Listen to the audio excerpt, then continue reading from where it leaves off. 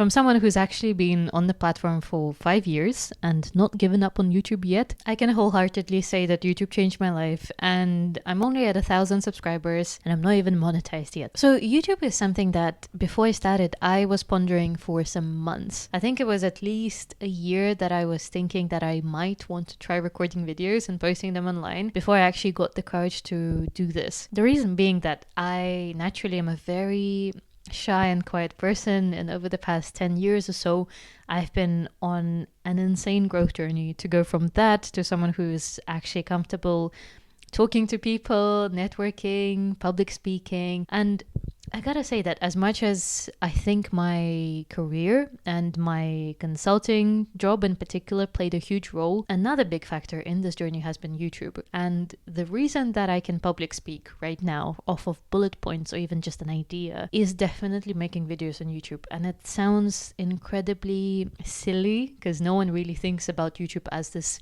serious personal development thing. But really, it is.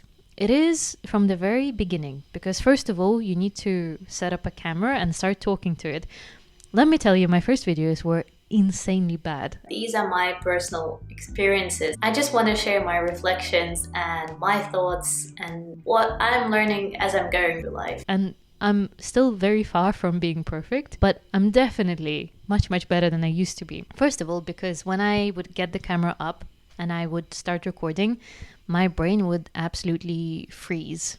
I would not be able to talk like a normal human being. I was just freeze and try and get sentences out that sounded so robotic. I was posting about all sorts of random stuff, from being an introvert to the social media platform Clubhouse, if anyone remembers that from COVID times. All sorts of stuff that was absolutely not following YouTube best practice of how to build a channel that grows. The best practice is to focus on a particular target person, audience, and niche, and then target that consistently. I wasn't doing that at all. So the thing that it helped me navigate is, how do you talk about a topic for about, let's say, half an hour, to then cut it down to maybe a 15-minute video in a way that is clear for people to understand, in a way that sounds progressively a bit more human with every video, and that just kind of, help someone in a friendly way, as if they're talking to you in person. So when I tell you that through my consulting job, I had to lead so many calls that were client facing, I had to speak to so many senior people, I had to public speak at events and present to hundreds of people in the audience. And the thing that gave me comfort is that I have been doing this to a camera for years now, and I know that I can, and I'm not just gonna, fall down with my face into the ground and just freeze completely, because I've been practicing this. So if you're at the beginning of the journey, I would really recommend that you actually treat it as one of the best personal development journeys you can go on. It will test your patience, it will test your confidence, your articulation, your communication skills, everything. And you will be amazed at how handy that is for almost all areas of your life. The second way YouTube changed my life is really sticking to something for a long time, and patience with something, and focusing on it long enough that it works. And I'm getting some signals now from the YouTube algorithm that it might be becoming a little bit more favorable towards me, and I think that's because I am now finally niching down properly and going for a very narrow but targeted,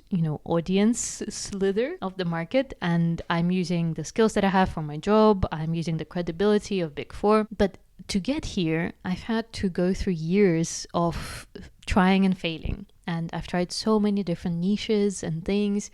I've shared my consulting journey. I've shared, like I said, just lots of random kind of philosophical and life stuff and personality stuff at the very beginning. And I, for the longest time, had to experiment and understand what can I talk about for a very long time, and then how to actually do it in a way that gives yourself the best chance of going somewhere in the YouTube universe. So to be honest, 5 years in, I think there are two ways that could have gone, and one way is complete despair, thinking that, oh my god, it's been 5 years, I'm gonna just give up because there's no way, that it's been so long, I can't bear doing it any longer. I've actually gone the other way. I've gone the way of, I have made it this far. I'm very proud of myself for sticking to it and not giving up on it, and actually I know that I'm not going to give up on it until it works. You cannot pre-plan it, and you cannot think your way to success in advance, because you just don't know how it's going to land, how your idea is going to land with the audience that you're targeting. There have been so many times where I created a video, I've thought about the packaging, the thumbnail, the title, and then I thought, okay, this is going to be great. This is going to be the one that gets me, through, that finally shoots up. Absolutely not. And then the ones that I didn't think much of actually were the ones that did. The thing that I'm faced with again and again is that you can only learn by doing. That's a scary thing that us overthinkers don't like. We kind of like to watch all the YouTube videos about making YouTube first, and then we try to create the perfect plan, and only then can we record and post stuff online. But the reality is you have to just do it, and then do it badly, and then figure out a way to improve with time. Final thing that changed my life is the concept of packaging. The thing I didn't know before I started YouTube is that packaging is everywhere in life, and mastering it can really skyrocket your career outside of YouTube, even YouTube aside. And what I mean by packaging is, how do you brand a thing? When someone sees your video, what is their understanding of what it's about? Do they have confidence that you know what you're talking about? Do they get signals of your credibility? And maybe in that we can include not just title and thumbnail, but also the hook. Are they curious? Do they trust you? And all of those decisions get made in split seconds, like in the first impression that someone has of you. And I have been shocked to realize that